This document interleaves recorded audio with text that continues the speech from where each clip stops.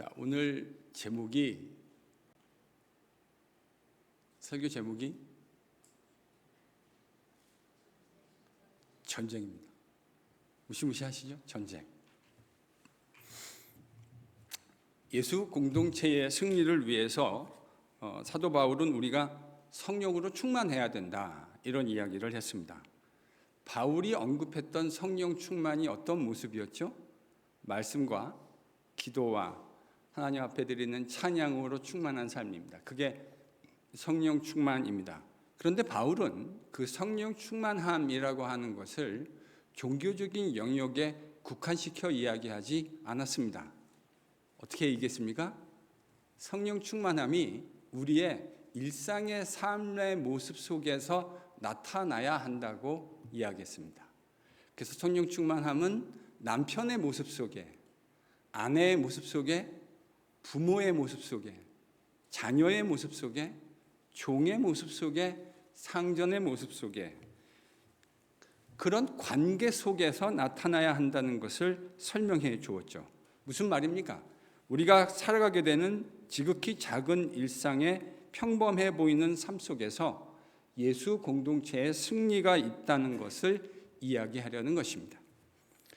그런데 바울 사도가 이와 같은 예수 공동체의 승리를 이야기하면서 이제 마지막으로, 오늘 10절이 이제 마지막으로 종말로 끝으로 이렇게 시작해요. 마지막으로 한 가지 더 권면을 담고 있는데, 이 싸움, 이 전쟁에서 이기기 위해서 꼭 기억해야 할 것이 있다라는 사실입니다. 여러분, 11절, 본문 11절에서 우리가 뭘 기억해야 하는가, 11절을 같이 읽도록 하겠습니다. 본문 11절입니다. 같이 읽죠. 시작.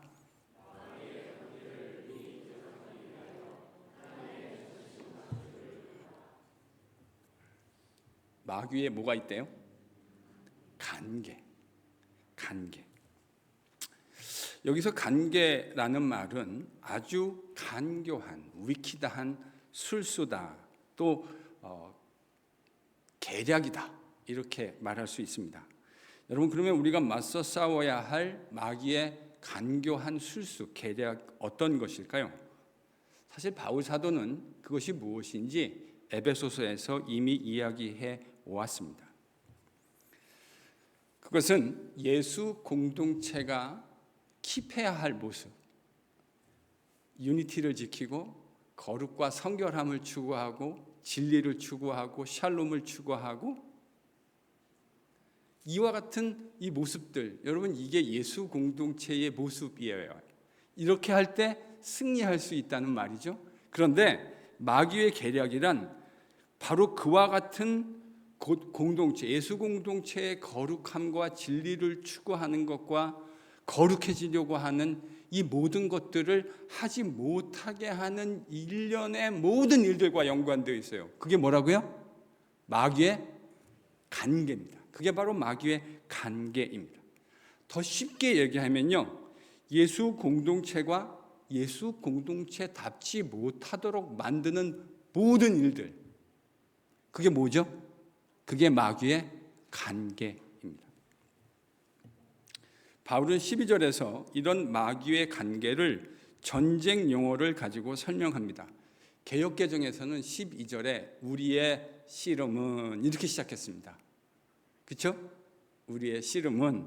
근데 이 씨름이란 말도 비유적인 언어니까 나쁘지 않은데요, 사실 바울이 쓴 말은 전쟁 혹은 전투라는 말로 번역하는 게 더 적절해 보입니다. 우리의 뭐는요? 우리의 전쟁은, 우리의 전투는, 여러분, 씨름보다는 전쟁과 전투라는 게 훨씬 우리를 비장하게 만들죠. 우리가 살아가는 일상이, 여러분, 전쟁, 전투라는 사실을 기억하셔야 합니다. 바울은 그냥 이 말을 쓴 게 아니에요. 전쟁과 전투라는 건 아군이 있고 뭐가 있다는 거죠? 적군이 있다는 거예요. 우리가 싸워야 할 상대가 있다는 사실을 바울은 분명하게 이야기했습니다. 바울은 이 싸움에, 이 전투에 대해 이야기하면서 이게 혈과 육에 대한 것이 아니다. 혈과 육에 대한 것이 아니다. 뭐에 대한 거래요? 통치자들, 권세들, 이 어두움의 세상 주관자들과 하늘에 있는 악한 영들에 대한 것이다. 여러분, 우리의 대적은 눈에 보인다는 말입니까? 눈에 보이지 않는다는 말입니까? 이렇게 질문해 볼까요? 눈에 보이는 대적을 상대하는 게 쉬울까요? 눈에 보이지 않는 대적을 상대하는 게 쉬울까요?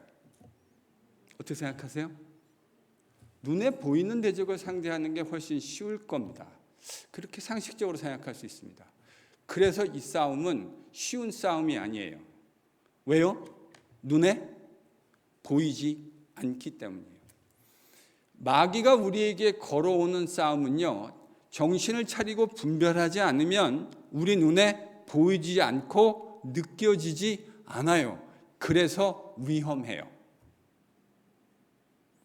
눈에 보이면 싸움이 시작됐구나 라고 본능적으로 직감할 수 있을 텐데, 눈에 보이지 않으니 싸움이 시작됐는지 어떻게 알 수 있겠습니까?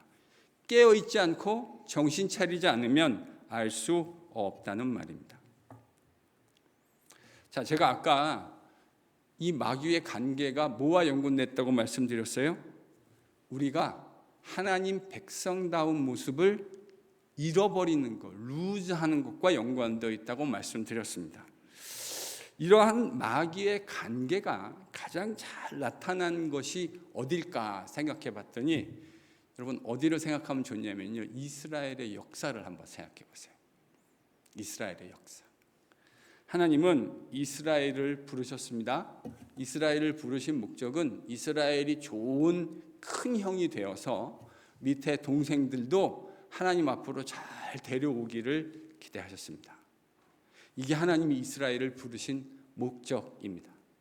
이사야 선지자는 이 이스라엘의 부르심의 목적, 소명이라고 말할 수 있겠죠. 이 소명을 뭐라고 얘기했냐면, 한번 따라 하실까요? 열방의 빛이 되는 것. 그 열방의 빛이 되어서 그 빛을 비춰줌으로써 그들이 하나님 앞으로 나아오게 되는 것. 그러니까 이스라엘이라고 하는 이 민족을 통해서 이방인들까지도 하나님의 백성이 되는 것을 기대하셨다는 말입니다. 이스라엘이 하나님 백성답게 사는 것. 여러분, 하나님이 이스라엘 백성들에게 토라, 율법을 왜 주셨을까요? 하나님, 우리 얼마 전에 묵상했던 매일 성경 신명기의 율법은 도대체 하나님 백성답게 사는 것이 어떤 것이냐 하는 내용을 담고 있습니다. 하나님 백성답게 살아야 되는데 도대체 어떻게 사는 게 하나님 백성답게 사는 것인가? 신명기를 보아라. 교회에서 이런 분들 계시죠. 목사님, 저는 하나님의 뜻이 알고 싶어요. 이렇게 기도 제목 나누시는 분들 되게 많아요. 그러면 저는 거의 100번 중에 99번 뭐라고 대답하는지 아세요? 신명기를 묵상하세요. 하나님의 뜻이 뭔지를 알고 싶은 분은요, 신명기를 묵상하면 거기 하나님의 뜻이 뭔지 다 기록되어져 있어요. 여러분이 길을 잃고 갈 길을 방황할 때요, 신명기 말씀을 한번 쫙 30몇 장이니까 하루에 한 장씩 읽어도 한 달이면 읽을 수 있어요. 그 읽어보면요, 하나님의 뜻이 뭔지 거기 너무나 선명하게 잘 기록되어 있어요. 거기 그렇게 분명하게 기록되어 있는 하나님 말씀 두고 왜 하나님의 뜻을 딴 데서 찾으시려고 하십니까? 이스라엘이 하나님이 주신 율법을 잘 지키면 하나님 백성답게 사는 겁니다. 이스라엘이 하나님 백성답게 살잖아요. 그럼 이방인들도 그 모습을 보고 와, 하나님 백성답게 사는 거 좋은 거네 하면서 하나님 앞으로 나아오는 것. 여러분, 이게 하나님이 기대하셨던 모습입니다. 그러면 관계는 뭐와 연관되어 있을까요? 그런 모습을 킵하지 못하게 하는 것. 여러분, 이게 마귀의 관계이고 마귀가 우리에게 싸움을 걸어오는 방식입니다. 마귀의 관계가 뭐라고요? 하나님 따라하십니다. 하나님 백성답지 못하게 사는 것. 그게 모두가 다 사탄의 관계예요. 이스라엘은 세상과 달라야 했지만 여러분, 나중에 가면 이스라엘은 이방인들하고 똑같이 되어져 버립니다. 그들과 다름이 능력입니다. 아멘. 교회의 능력은 세상과 다른 데 있어요. 우리가 세상과 달라지면 하나님은 우리의 그 다름을 사용하셔서 세상을 승리하게 하실 겁니다. 그런데요, 이스라엘 백성은 다르라고 불러주셨는데 전혀 다르지 않았어요. 세상하고 똑같았어요. 그들은 하나님만을 섬기라고 했는데 하나님도 섬겼습니다.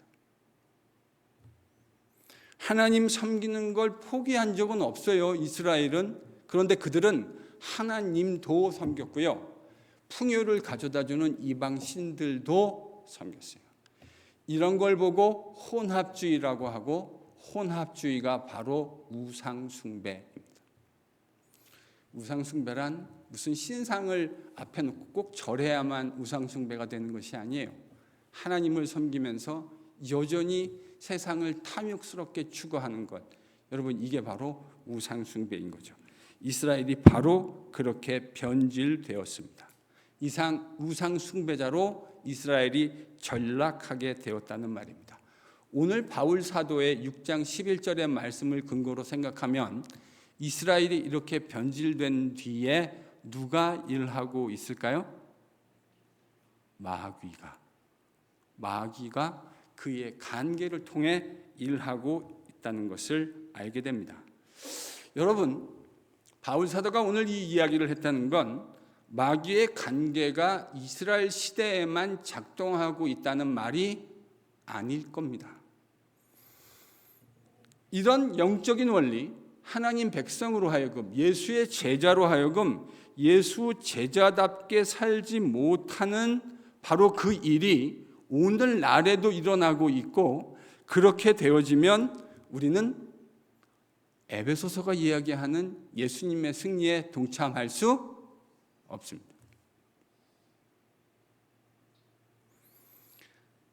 옛날 백성에게도 이 원리가 적용되지만 새로운 창조의 백성에게도 이 원리가 적용되어집니다.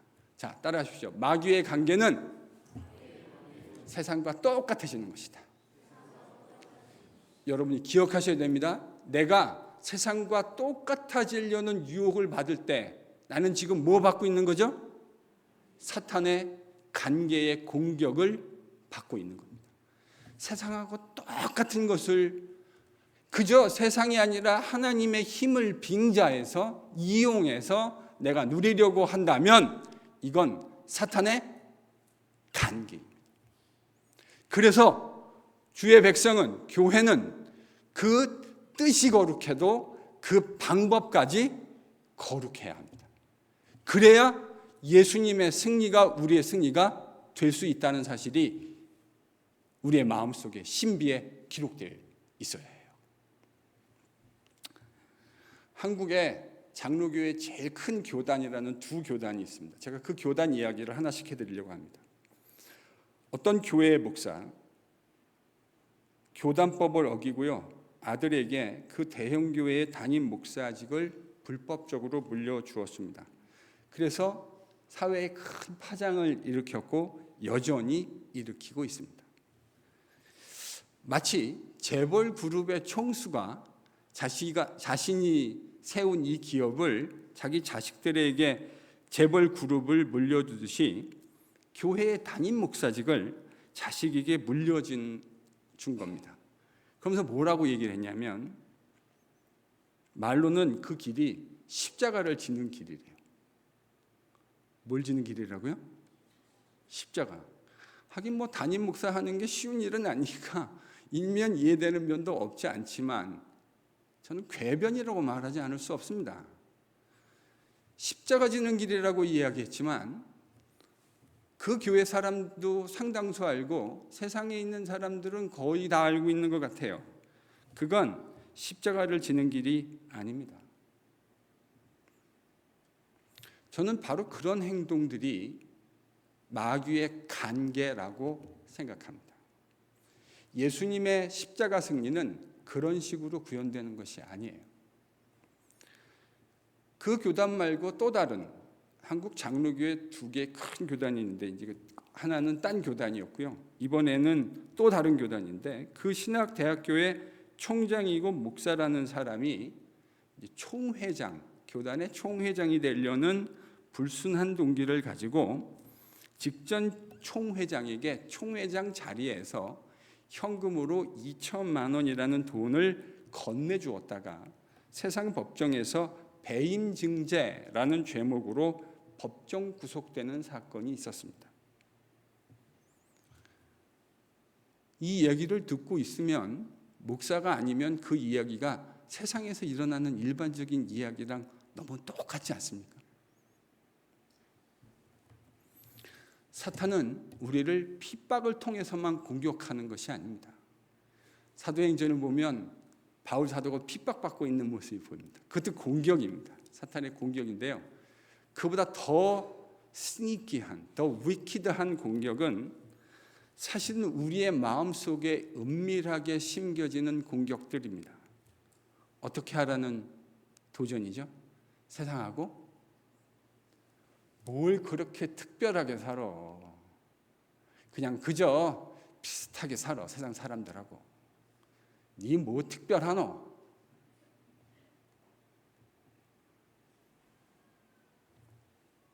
누구의 말입니까? 사탄의 말입니다. 사탄의 간계입니다. 우리가 싸워야 할 영적인 싸움이 바로 이겁니다. 여러분 앞으로 정신을 똑바로 차리고 사셔야 돼요. 사탄이 우리를 보고 세상하고 똑같이 살라고 우리를 유혹할 때 그걸 뭐라고 인식해야 된다고요? 사탄의 간계. 여러분 그렇게 하면 예수님이 이루신 승리를 우리가 교회로 함께 이루어 나갈 수 없을 겁니다. 제가 약속합니다. 저희 KPC의 당회는 뜻도 거룩하지만 그 거룩한 뜻을 이루어 나가는 방식도 거룩하게 해나갈 겁니다. 세상이 해나가는 그런 추잡한 방식 말고 하나님이 제자들에게 요구하시는 그 방식대로 예수 그리스도의 승리를 이 땅에서 구현하는 데 앞장설 것입니다. 만약에 여러분이 보시기에 당회가 그렇지 못하다고 판단되어지시면 언제든지 이야기해 주십시오. 그러면 그 이야기를 정말 귀담아 듣겠습니다. 왜 귀담아 듣냐? 그것이 여러분의 이야기가 아니라 하나님의 말씀이기 때문에 귀담아 들을 겁니다. 이렇게 해야 무슨 승리가 구현되어진다고요? 예수 그리스도의 십자가의 승리가 우리에게 구현되는 거예요. 그래서 바울 사도는 간계, 마귀의 간계를 조심하라고 이야기한 겁니다. 사랑하는 성도 여러분, 하나님의 백성들로 하여금 하나님이 원하시는 하나님 백성다운 삶을 살지 못하도록 방해하는 모든 것이 마귀의 간계입니다. 지금까지 우리가 이야기했던 문맥 속에서 말한다면 어떻게 말할 수 있을까요? 성령 충만한 남편이 되지 못하게 하는 것이 마귀의 간계입니다. 성령 충만한 아내가 되지 못하게 하는 것이 마귀의 간계입니다. 성령 충만한 부모가 되지 못하게 하는 것이 마귀의 간계입니다. 성령 충만한 자녀가 되지 못하게 하는 것, 세상이 부모에게 패역한, 제가 기막힌 영상을 봤어요. 초등학교 애가요, 교장 선생님의 뺨을 때리는 세상입니다. 그거를 부모라는 사람이 가서 이유가 있었을 것이라고 얘기하는 게 오늘날의 이 패역한 세대예요.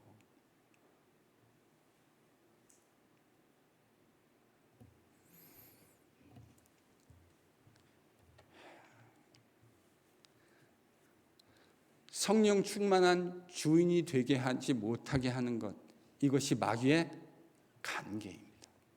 성령 충만한 종이 되지 못하게 하는 것, 이것이 바로 마귀의 간계입니다. 여러분, 그러니까 마귀의 간계는 멀리 있는 것이 아닙니다. 우리의 삶에 아주 가까운 데 있는 거예요. 남편이 하나님을 잘 섬기려고 하는데 그러지 못하게 만드는 일들, 마귀의 간계입니다. 아내가 하나님을 잘 섬기려고 하는데 그걸 못하게 하는 것, 마귀의 간계. 여러분, 성령 충만한 남편, 성령 충만한 자녀, 성령 충만한 부모 이야기하니까 누가 떠오르셨어요?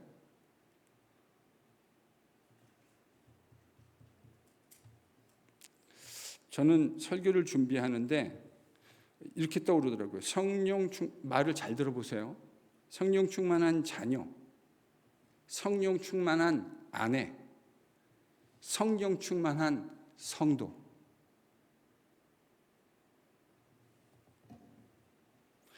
이렇게 떠오르더라고요.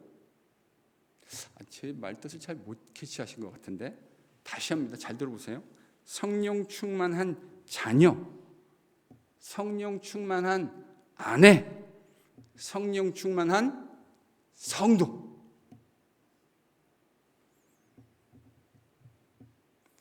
여러분, 이게 마귀의 관계입니다.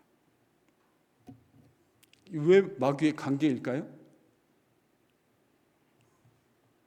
성령 충만한 자녀, 성령 충만한 아내, 성령 충만한 성도를 떠올리느라고 성령 충만한 아비, 성령 충만한 남편, 성령 충만한 목사인 저를 떠올리지 못하게 했기 때문에 마귀의 관계. 제가 설교 준비하면서요, 야, 마귀의 관계라는 게 진짜 관계구나 이게. 여러분 이 이야기를 들을 때 아내는 성령 충만한 남편 떠오르셨으면 그 뭐죠? 왜 대답을 안 하세요? 마귀의 성령 충만한 남편을 떠올리시느라고 성령 충만해야 할 당신을 떠올리지 못했기 때문에 마귀의 관계입니다. 제가 지난주에도 말씀드렸잖아요. 야, 이 설교를 김 집사가 들었어야 되는데 그 김 집사 걱정하시느라고 김 집사 걱정하시는 여러분을 걱정하지 못하니 여러분이 김 집사 걱정해 주지 않으셔도 괜찮아요. 어차피 여러분이 김 집사 걱정해 주신다고 김 집사가 변하는 게 아니에요. 여러분은 김 집사를 바꿔낼 수 있는 능력이 없다라는 사실을 아직도 모르시겠습니까? 교회를 이쯤 다니셨는데 김 집사를 변화시켜낼 능력이 여러분 안에 없다는 사실을 아직도 모르세요? 김 집사를 바꿔낼 수 있는 능력은 없지만 이 집사를 바꿔낼 수 있는 능력은 여러분 안에 있습니다. 성령님의 말씀에 순종하면 김 집사를 바꿀 수는 없는데 여러분은 바꿀 수 있다고요. 이게 마귀의 관계예요. 저는 언제부턴가 이런 느낌이 들어요. 야, 사탄의 관계가 진짜 성도들 안에 기가 막히게 일하고 있구나. 어떻게 하나님 말씀을 남을 위해서 들을 생각을 하세요? 하나님 말씀은요 1인칭으로 나를 향해서 듣는 거예요. 다시 따라합니다. 하나님 말씀은 나를 향해 하시는 말씀이다. 하나님 말씀은 나를 향해 하는 말씀이다. 이게 마귀의 관계인 거예요. 나를 위해서 하시는 하나님의 말씀을 다른 사람을 위해 듣고 있다니요. 13절에서 바울 사도는 이런 마귀의 관계를 대적하기 위해서 뭘 입으라고 말하고 있는가? 13절을 같이 읽겠습니다. 13절 같이 읽죠. 시작.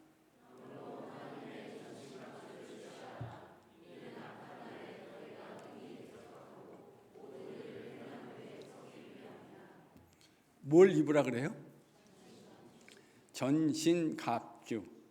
이건 당시 로마 보병의 무장한 갑옷을 의미합니다. 그의 전쟁 나가기 위해서. 그러니까 이제 이게 전쟁인 거예요. 단순히 씨름이라는 것보다는 전쟁이라는 게 훨씬 잘 어울리는 게 문맥상 그런 거죠. 전신갑주가 무엇인가? 뭘까요? 오늘 안 말해드립니다. 오늘 안 말해드려요. 제가 좀 약아가지고요. 요거는 이제 다음 주에, 전신갑주가 뭔지는 다음 주에. 궁금하시죠? 다음 주에 꼭 오세요. 혼자 오시지 마시고요. 옆에 동무들도 데리고 오세요. 같이 성도들 같이 말씀을 듣자. 말씀 들어야 예수님 제자는 삽니다. 아멘. 네. 다음 주에 말씀드리려고 해요. 하나하나 2주에 걸쳐서 전신갑주를 3개, 3개씩 6개가 나오거든요. 3개, 3개씩 나눠서 말씀드릴 건데, 큰 그림에서는 사실은 이렇게 얘기하면 될 것 같아요. 일단은 전신갑주, 구체적인 디테일은 다음 주, 다다음 주에 보겠지만, 큰 그림에서 다른 기독교의 복음적 세계관, 기독교가 말하는 핵심 가치, 여러분 이거를 가지는 것이 전신갑주를 취하는 거예요. 하나님 나라의 정신으로 무장하라라는 말과 다른 것이 아닙니다.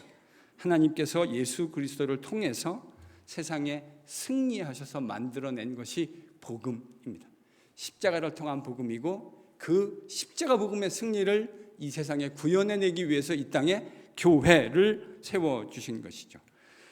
예수 그리스도의 제자는 바로 그 가치를 추구하는 사람입니다. 예수님의 십자가 승리라는 주님의 구체적인 승리의 방식에 익숙해지는 것입니다. 그것을 바울은 하나님의 전신갑주를 입는 것이라고 이해합니다. 조금 더 쉽게 풀어 이야기하면, 우리 주님을 사랑해서 그 주님이 몸소 보여주신 그 가치와 그 삶의 내용들을 내 삶에 그대로 재현해내고 싶은 욕구에 붙들리게 되는 것을 의미합니다. 주님이 사셨던 것처럼 살고 싶은 욕구, 주님이 추구하셨던 것을 내 삶 속에 추구하고 싶은 그 거룩한 열망에 붙들리게 되는 것. 여러분, 이게 바로 뭘 취하는 거라고요? 전신갑주. 바울 사도, 요즘 여러분 매일 성경 묵상하고 계시죠? 그가 1차 전도여행 끝나고 예루살렘 종교회의를 마치고요, 2차 전도여행을 떠나면서 이제 아덴을 지나고, 오늘은 어디까지 와 있죠? 아덴까지 와 있어요. 베레아를 지나서 이제 데살로니가, 베레아, 오늘 이제 아덴까지 와 있는데, 여러분 바울을 보면 핍박이 가득한 삶을 살고 있습니다. 그가 가는 곳마다 유대인들이 쫓아와서 이방인들이 바울을 핍박합니다. 그런데 바울은 이 핍박 속에서도 전혀 굴하지 않고 예수의 제자가 어떤 삶을 살아야 하는지를, 그가 어떤 가치를 가지고 이 세상을 살아가고 있는지를 우리에게 너무나 명확하게, 명징하게 그의 삶으로 웅변적으로 말하고 있지 않습니까? 그는 안주하지 않습니다. 그는 머물러 있고 정체해 있지 않아요. 그는 끊임없이 그리스도 예수라고 하는 가치에 온전히 캡티베이트돼서, 온전히 붙들려서 그 가치를 추구하는 모습으로 그의 삶을 마지막 호흡 다한 날까지 살아갑니다. 여러분, 이게 바로 마귀의 간계를 이겨내는 삶입니다. 그가 이제 우리가 얼마 있지 않으면 다음 주에 묵상하게 될 텐데요, 이 에베소 교회를 향해서 지금 에베소를 쓴 거 아닙니까? 근데 그가 2차 전도 여행 때 이 에베소 교회 장로님들, 그러니까 이 양무리들을 위해서 같이 눈물로 기도하고 하나님 앞에 간절히 기도했던 그 장로님들과 이별하는 과정에서 바울이 사도행전 20장 24절에서 이게 기가 막힌 말을 합니다. 여러분, 사도행전 없어요. 찾으세요. 제가 일부러 안 띄웠어요. 찾으세요. 사도행전 20장 24절. 저는 예수 그리스도의 제자라면 사도행전 20장 24절 정도는 당연히 외워야 한다고 생각합니다. 바울이 뭐라고 말했는가? 같이 잠깐만요. 네. 박자를 좀 맞춰주세요. 조금만 기다려주세요. 자기가 눈물 뿌려 같이 목회했던 그 장로님들과 이제 바울은 이렇게 헤어지면 다시는 못 만날 거라는 걸 알아요. 근데 그가 뭐라고 그 장로님들과 헤어지면서 얘기했는지 아세요? 20장 24절입니다. 다 같이 한 목소리 읽습니다. 시작.